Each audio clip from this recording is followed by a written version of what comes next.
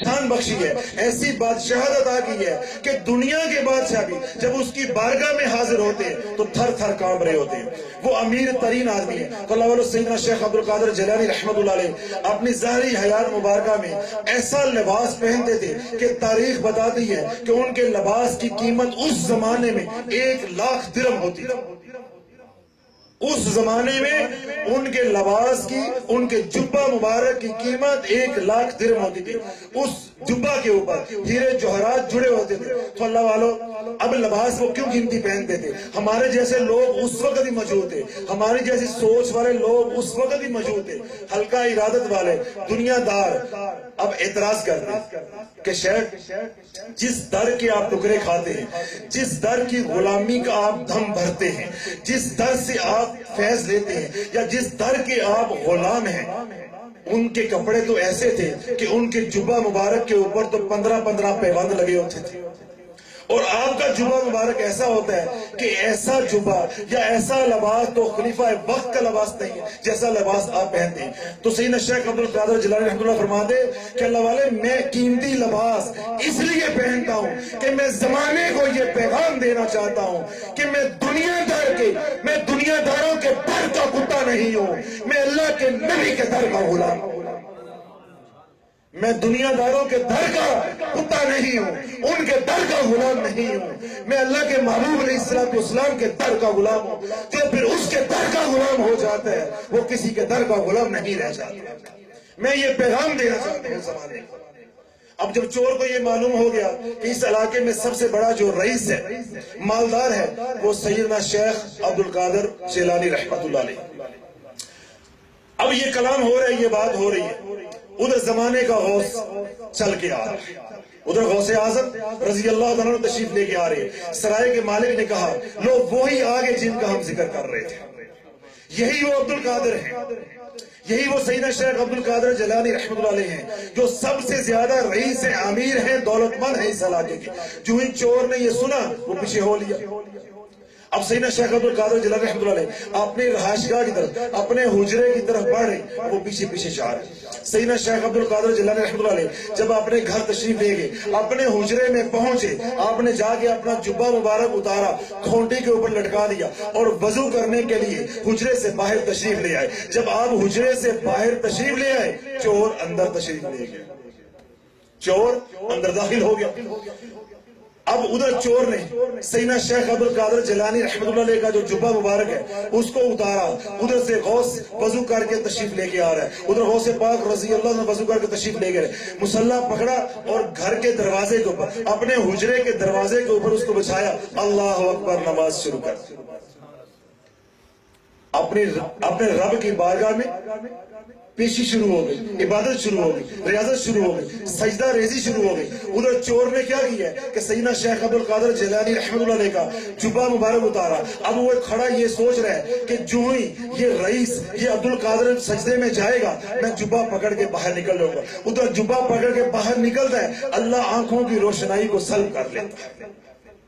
جبہ پکڑ کے باہر نکلنے کا قصد کیا، ارادہ کیا، تو رب نے آنکھوں کی روشنائی کو سلب کر لیا، جبہ دوبارہ لٹکا دیا، پھر جبہ دوبارہ پکڑا، میرے رب نے دوبارہ آنکھوں کی روشنائی کو سلب کر لیا، جبہ تیسری بار پکڑا، پھر رب نے آنکھوں کی روشنائی کو سلب کر لیا۔ جب اس نے بے یار و مددگار پایا، اپنے آپ کو بے بس پایا، تو جو جبہ مبارک تھا اس کو کھونٹی پہ لٹکا دیا۔ اب انتظار میں حجرے میں بیٹھے ہیں کہ زمانے کا غوث ایک طرف ہو تاکہ میں حجرے سے باہر نکل سکوں۔ اب زمانے کا غوث اپنے نفل جو ہے وہ ادا کر رہا ہے، عبادت کر رہا ہے، عبادت کرتے کرتے رات گزر گئی، جھاڑے کی راتیں ہیں، ادھر چور کو نیند آ گئی، اس نے سوچا کہ آج زمانے کا غوث سجدے ختم کرنے والا نہیں ہے، یہ دن چڑھے گا تو کوئی موقع ملے گا میں حجرے سے نکل جاؤں۔ اللہ والو سردی لگ رہی ہے، جھاڑے کے دن ہے، اس نے صف کے اندر اپنے آپ کو لپیٹا، حجرے کے اندر سو گیا۔ اللہ والو ادھر سیدنا شیخ عبدالقادر جیلانی رحمۃ اللہ علیہ اپنی عبادت سے فارغ ہوئے، دروازے کے اوپر، حجرے کے دروازے کے اوپر دستک ہوئی، ادھر عبدالقادر نے سیدنا شیخ عبدالقادر جیلانی نے غوث پاک نے آواز دی، کون؟ جواب ملا میں خضر ہوں، جواب ملا میں خضر ہوں۔ اللہ والو خضر کس کے در پہ آیا ہے؟ غوث پاک رضی اللہ عنہ کے در پہ آیا، اللہ کے نبی کے غلام کے در پہ آیا، اللہ کے نبی کے غلاموں کی یہ شان۔ غوث پاک رضی اللہ عنہ نے پوچھا کہ کون؟ جواب دیا کہ میں خضر ہوں۔ سیدنا شیخ عبدالقادر جیلانی رحمۃ اللہ علیہ نے دروازہ کھولا، حضرت سیدنا خضر علیہ السلام کو اندر آنے کی دعوت دی، تو سیدنا خضر علیہ السلام نے ارشاد فرمایا کہ میں بیٹھنے نہیں آیا، میں ابدال لینے کے لیے آیا ہوں، میں تیرے حجرے میں بیٹھنے کے لیے نہیں آیا، میں تو ابدال لینے کے لیے آیا ہوں۔ تو غوث پاک رضی اللہ عنہ نے عرض کی کہ شیخ یہ کون سا وقت ہے، میں اس وقت اب آپ کو ابدال کہاں سے دے دوں؟ دن چڑھے گا تو آپ کو ابدال ہم عطا کر دیں گے، ہم آپ کو ابدال دے دیں گے۔ جب غوث پاک رضی اللہ عنہ نے انکار کیا کہ یہ کوئی وقت نہیں ہے ابدال دینے کا، یہ کوئی وقت نہیں ہے ابدال لگانے کا، تو اللہ والو خضر علیہ السلام جلال میں آئے۔ آپ نے جلال میں آ کے غوث اعظم رضی اللہ عنہ کو مخاطب کر ارشاد فرمایا کہ اے عبدالقادر، اگر صبح تک وہ علاقہ تباہ و برباد ہو گیا تو تو ذمہ دار ہو۔ اگر تو کہتا ہے کہ ابدال ہم صبح لگائیں گے تو میں چلا جاتا ہوں، لیکن دن چڑھنے تک، ابدال لگانے تک وہ علاقہ تباہ و برباد ہو گیا تو تو ذمہ دار ہوگا۔ تو اللہ والو آج جو ہم دن رات گناہ کرتے ہیں تو اللہ کا عذاب نہیں آتا، تو اللہ والا یہ شیخ الاسلام کا صدقہ ہے، یہ رکن عالم رحمت اللہ علیہ کا صدقہ ہے، جن کے صدقے ہم آج اللہ کی کھاتے ہیں اور پسینہ تان کے بچھاتے ہیں۔ یہ ان کی نسبت کے صدقے آج ملتان بسا ہوا۔ یہ جو قلعے کے سردار ہیں، یہ قلعے کے سردار نہیں ہیں، اس سارے علاقے کے سردار ہیں۔ ان کی نسبت کے صدقے، ان کی ولایت کے صدقے، ان کے غوث العالمین ہونے کے صدقے، قطب عالم ہونے کے صدقے ہم کھا پی رہے ہیں۔ اللہ والو جو میں آپ گناہ صبح سے لے کے شام تک کرتے ہیں، اللہ زمین کو دو حصوں میں کھول دے، ہمیں زندہ اندر دفن کر دے۔ یہ تو ان کی نسبت ہے، ان کی دعائیں ہیں کہ ہم سارا دن گناہ کرتے ہیں، رب پھر شام کو ہمیں سلا دیتا ہے، رات کو سلا دیتا ہے اور آرام کی چین کی نیند ہمیں عطا کر دیتا ہے۔ اب غوث پاک رضی اللہ عنہ کو خضر علیہ السلام نے مخاطب کیا اور ارشاد فرمایا کہ اے عبدالقادر، اگر تو یہ کہتا ہے کہ ہم ابدال کل لگائیں گے، دن چڑھنے پہ لگائیں گے، پھر یہ بات ذہن میں رکھے کہ ابدال لگانے سے پہلے وہ علاقہ تباہ و برباد ہو گیا تو آپ ذمہ دار ہوں گے۔ تو غوث پاک رضی اللہ عنہ کو جب یہ بات معلوم ہوئی کہ خضر ابدال لیے بغیر اب جاتے نہیں کہ ابھی ابدال لگانا ضروری ہے، تو آپ موج میں آئے، آپ نے تبسم فرمایا اور عرض کی کہ شیخ اگر ابھی ابدال لگانا ہے تو پھر اس کو لے جاؤ جو سبوں کے اندر چھپ کے سویا ہوا ہے۔ اگر آج اور ابھی اور اسی وقت ابدال لگانا ہے تو میرے پاس اور تو کوئی ہے نہیں، پھر اسے لے جاؤ جو صفوں کے اندر چھپ کے سویا ہوا۔ اللہ والو صفوں کے اندر کون چھپ کے سویا ہوا؟ یہ ہے غوث پاک، یہ ہے غوث پاک کا کمال۔